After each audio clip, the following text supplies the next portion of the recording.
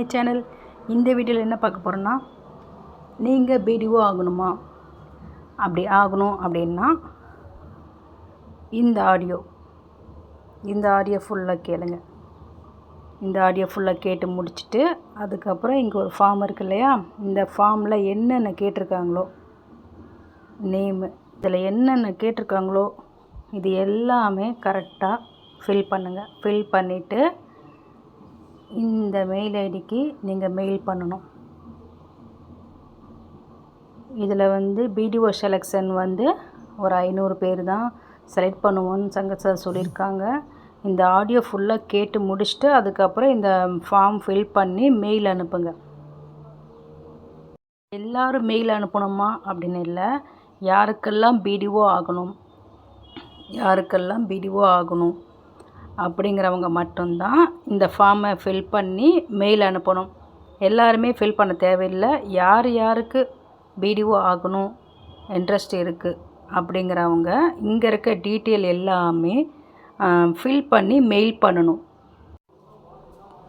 இது எப்படி மெயில் பண்ணுறது அப்படின்னா, இந்த பேஜை லாங் ப்ரெஸ் பண்ணிங்கன்னா செலக்ட் ஆகும். செலக்ட் ஆன விட்டு மேலே ஒரு பேப்பர் மாதிரி இருக்கு இல்லையா, இந்த பேப்பர் மாதிரி இருக்கு இல்லையா, அதை டச் பண்ணணும்.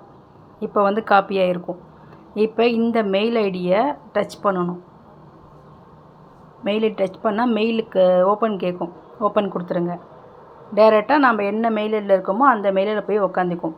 இப்போ நாம் காப்பி பண்ணதை இந்த கோடு மாதிரி இருக்கு இல்லையா, அந்த கோடை டச் பண்ணிக்கோங்க.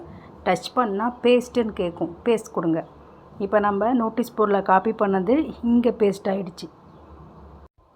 இங்கே பேஸ்ட் ஆகிடுச்சிங்களா? இதில் இதெல்லாம் எடுத்துருங்க.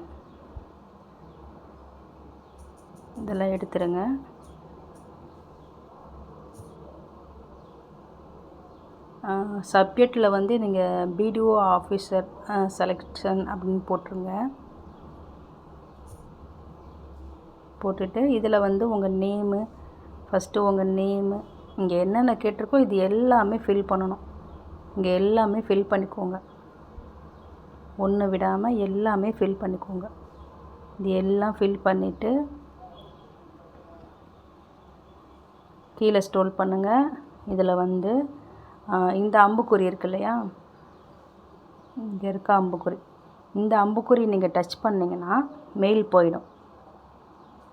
இந்த அம்புக்குறி டச் பண்ணிங்கன்னா அந்த மெயில் எஸ்பிஓவுக்கு போயிடும். இப்போ நம்மளோட மெயில் போயிடுச்சா இல்லையா அப்படின்னு ஒரு டவுட்டு இருந்துச்சுன்னா, இதில் உங்களோட மெயிலில் 3 கோடு வரும். இந்த 3 கோடை டச் பண்ணுங்கள். டச் பண்ணிவிட்டு கீழே பாருங்கள் சென்டுன்னு இருக்கும்.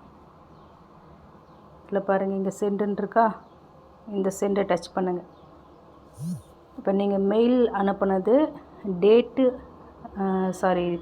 டைமோடு இங்கே காட்டும். இன்றைக்கி நான் மெயில் அனுப்பியிருக்கேன். ஓப்பன் பண்ணி பார்த்தீங்கன்னா நீங்கள் மெயில் அனுப்புனது இங்கே இருக்கும். இப்படி தான் செக் பண்ணணும்.